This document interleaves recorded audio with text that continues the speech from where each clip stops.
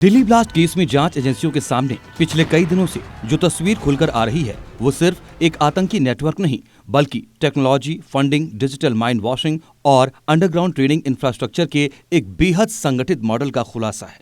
जैसे जैसे इस आतंकी नेटवर्क की परतें खुल रही हैं, पता चल रहा है कि आतंकवादी संगठन कैसे एक सिलेबस की तर्ज पर काम कर रहे हैं, बदलते दौर के साथ अपने काम करने के तौर तरीकों में भी बदलाव कर रहे हैं, जो भारत के लिए भी नई चुनौती बनकर खड़ा हुआ है।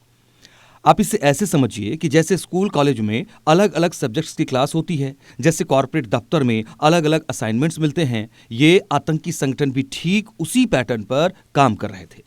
आतंकी संगठन के लिए बहाली करना, आतंकी ट्रेनिंग स्कूल तैयार करना, ब्रेन वॉश करने के लिए मौलानाओं की स्पेशल लेक्चर, हथियार चलाने और बनाने की ट्रेनिंग देना, सब कुछ बहुत ही कैलकुलेटिव तरीके से हो रहा था। ये सब बता रहा है कि इसे सिर्फ एक ऑपरेशन या एक केस के रूप में नहीं देखा जाना चाहिए, बल्कि ये भारत को बता रहा है कि आतंक का नया फेस नकाब में नहीं, नेटवर्क में है।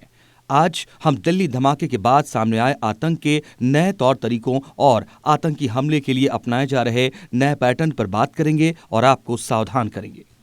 आतंकी संगठन अब जिहाद और हमला करने के पुराने पैटर्न के साथ डिजिटल तकनीक का इस्तेमाल कर पहले से ज्यादा घातक तैयारी कर रहे हैं, जिसका सबूत सामने आया है आरोपी डॉक्टर मुजम्मिल और उसके साथियों के मोबाइल डेटा से, जो बेहद चौंकाने वाला है। इनमें अकेले मुजम्मिल के मोबाइल में 200 से ज्यादा हिंसक वीडियो मिले हैं। आपको जानना चाहिए कि आतंकियों के मोबाइल से कैसे कैसे वीडियो मिले हैं। इनके मोबाइल से मसूद अजहर, हाफिज सईद और आईसिस कमांडरों की जहरीली तकरीरें मिली हैं। ड्रोन, रॉकेट लॉन्चर ऑपरेट करने के वीडियो मिले हैं। 80 वीडियो सिर्फ बम बनाने और केमिकल रिएक्शन की ट्रेनिंग के हैं। देश के भीड़ भाड़ वाले धार्मिक स्थलों की रेकी के वीडियो भी इनमें शामिल हैं। एनआईए ने डिलीट वीडियो को रिट्रीव भी कर लिया है। साथ ही एनआईए को इनके गूगल हिस्ट्री में विस्फोटक बनाने के तरीके सर्च करने की जानकारी मिली है, जिसके बाद साउथ कश्मीर के 100 से ज्यादा लोगों की पहचान की गई है, जो एनआईए के रडार पर हैं और जल्द इनसे पूछताछ शुरू होगी। ये सिर्फ वीडियो की संख्या नहीं, ये बता रहे हैं कि रेडिकलाइजेशन अब भौगोलिक नहीं बल्कि डिजिटल हो चुका है। हैंडलर चाहे पाकिस्तान में बैठे हों या सीरिया में या तुर्की में, एक स्मार्टफोन ही पूरी आतंकी विचारधारा को डाउनलोड करने के लिए काफी है। आतंकियों के मोबाइल से बरामद वीडियो बताते हैं कि आतंकी संगठनों के बीच कोऑर्डिनेशन अब सीमाओं पर आधारित नहीं रह गया, बल्कि आतंकी संगठन दुनिया के किसी भी कोने से एक दूसरे को स्किल ट्रांसफर करने का सिलेबस अपना रहे हैं। एनआईए की जांच में आतंकियों की बारूद बनाने वाली आटा चक्की मॉड्यूल का नया खुलासा हुआ है।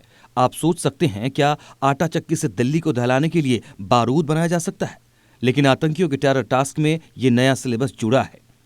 अब आतंकवादी हथियार लेकर नहीं घूम रहे हैं, अब ये देश में छिपकर देसी जुगाड़ से खुद बारूद बना रहे हैं, हथियार बना रहे हैं और हमलों को अंजाम दे रहे हैं।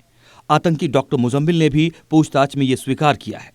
मुजम्मिल ने पूछताछ में बताया कि वो फरीदाबाद में अपने घर में आटा चक्की में यूरिया पीसता था, फिर मशीन से उसे रिफाइन करता था। इसके बाद केमिकल मिलाकर विस्फोटक बनाता था और जिस केमिकल का इस्तेमाल वो करता था वो भी अल फलाह यूनिवर्सिटी की लैब से चुराता था।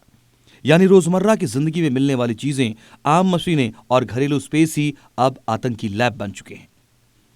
अब आपको आतंकी डॉक्टरों के टेरर नेटवर्क के ट्रेनिंग कमांड सेंटर की भी जानकारी देते हैं, जिसकी जिम्मेदारी सौंपी गई थी आतंकी डॉक्टर शाहीन को।